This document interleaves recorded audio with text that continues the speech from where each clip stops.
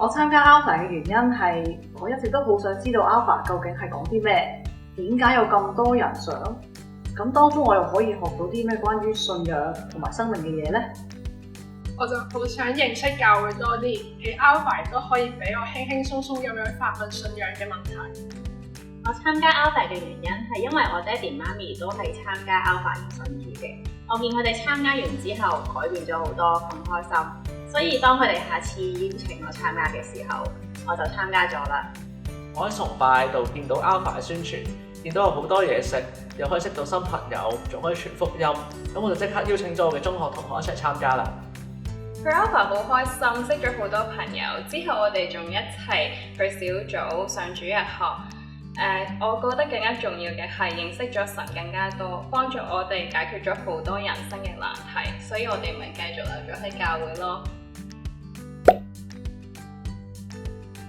Alpha 咧係輕鬆互動、信息分享、小組討論嘅信仰課程。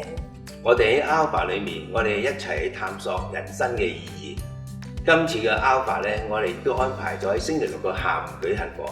係啊，希望喺唔同嘅時段接觸到唔同嘅朋友，一齊去參加 Alpha。而家我哋嘅社會有好多人都面對好多嘅問題，令到人咧好懼怕、好擔心同埋咧無奈。希望咧佢哋參加咗 Alpha 之後，會一步一步咧可以揾到人生嘅意義，生命不再一樣。